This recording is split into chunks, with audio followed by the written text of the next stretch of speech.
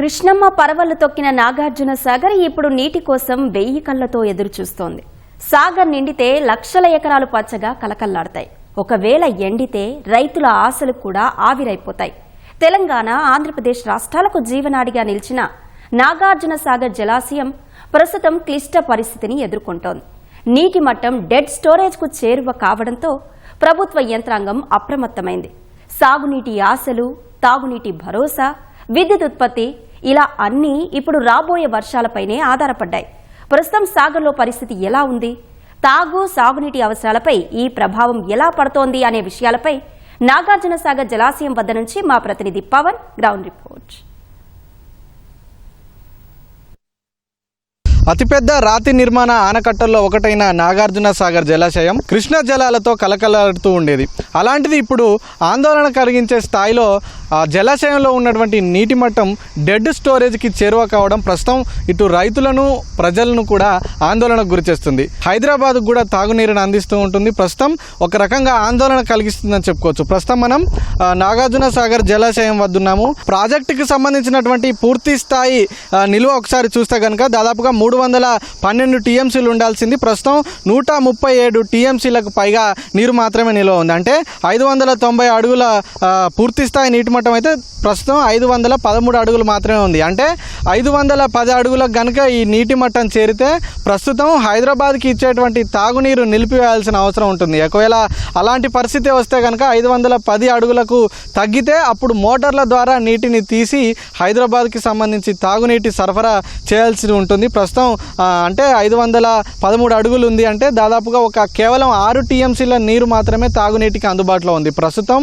ఈ సాగర్ ప్రాజెక్టు నుంచి అయితే దాదాపుగా సాగునీటికి పూర్తి స్థాయిలో నీటిని నిలిపివేసినటువంటి పరిస్థితి ఉంది. దీని ద్వారా ఇటు ఆయకట్టుకు సంబంధించినటువంటి రైతులంతా కూడా ఇబ్బందులు ఎదుర్కొంటున్నారు. నీరు సరిపోక ప్రాజెక్టుకు సంబంధించి ప్రధానంగా ఇటు 2 కాలువలు ఉంటాయి. మొదటగా అసలు ఎడమ కాలువ ద్వారా అయితే తెలంగాణలో ఉండేటువంటి నల్గొండ జిల్లా, సూర్యాపేట, ఖమ్మంకి సంబంధించినటువంటి జిల్లాలతో పాటు ఇతర ప్రాంతాలకు సాగునీరు అందుతూ ఉంటుంది. అలాగే కుడి కాలువకు సంబంధించి అయితే ఇటు ఆంధ్రప్రదేశ్ లోని పల్నాడు కావచ్చు, గుంటూరు కావచ్చు, బాపట్ల కావచ్చు, ప్రకాశము, ఎన్టీఆర్, కృష్ణా జిల్లాల్లోని ఇతర ప్రాంతాలకు సంబంధించినటువంటి ఆయకట్టుకు కూడా నీరు అందుతూ ఉంటుంది. సో వీటన్నిటికీ కూడా ఇప్పుడు సాగునీరు నిలిపివేయడంతో నీటి సరఫరా అయితే నిలిచిపోయిందని చెప్పుకోవచ్చు.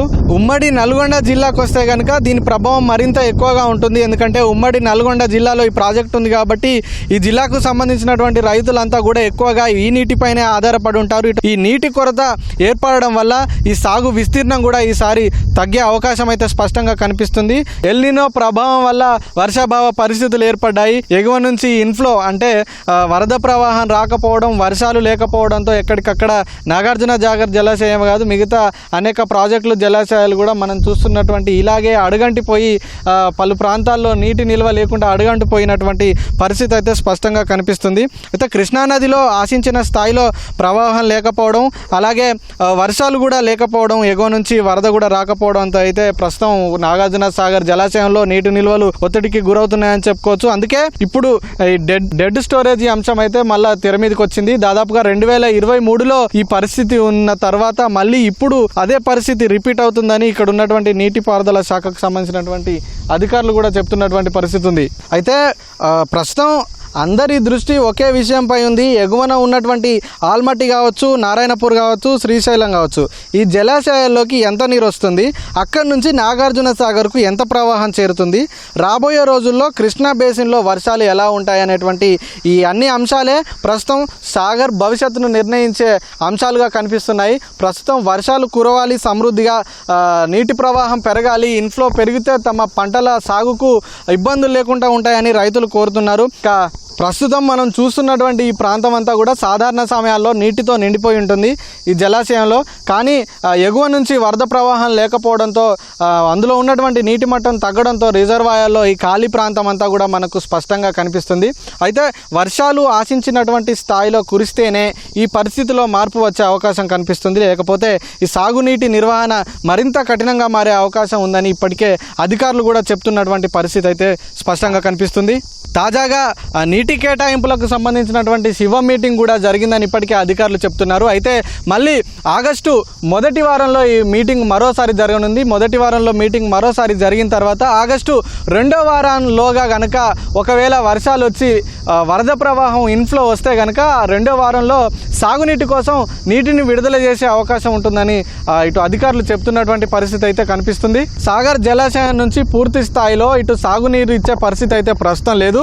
ప్రస్తుతం 6 టీఎంసీలు అందుబాటులో ఉన్నాయా, వాటినే తాగునీటికి సరఫరా చేస్తున్నటువంటి పరిస్థితి ఉంది. ఈ 6 టీఎంసీలు నిల్వలు అయిపోతే కనుక ఇటు తాగునీటికి కూడా కొంత ఇబ్బందులు ఎదురయ్యే అవకాశం ఉంటుంది. ఈలోగా ఎగువ ప్రాంతాల్లో వర్షాలు కురిసి వరదలు వస్తే కనుక ఇటు సాగునీటికి తాగునీటికి ఇబ్బందులు లేకుండా చూసే అవకాశం ఉంటుందని ఇటు అధికారులు చెప్తున్నటువంటి పరిస్థితి ఉంది. కాబట్టి ఈ జలాశయం డెడ్ స్టోరేజ్కి చేరడం అనేది కేవలం దీనికి సంబంధించిన అంశం మాత్రమే కాదు, లక్షలాది మంది రైతుల భవిష్యత్తుకు సంబంధించి అలాగే కోట్లాది మంది ప్రజల నీటి భద్రతకు సంబంధించి ముడిపడి ఉన్నటువంటి అంశం. కాబట్టి ఇప్పుడు ప్రజలు కావచ్చు, రైతులు కావచ్చు ఒకటే కోరుకుంటున్నారు, త్వరగా వర్షాలు పడాలి, జలాశయం నీరు సమృద్ధిగా రావాలి, తమ అవసరాలు తీరాలి, ఇటు సాగునీటి అవసరాలు కావచ్చు, తాగునీటి అవసరాలు కావచ్చు అని కోరుకుంటున్నటువంటి పరిస్థితి ఉంది. కెమెరామెన్ జనార్దన్తో పవన్, ఈటీవీ న్యూస్, నాగార్జున సాగర్ నుంచి.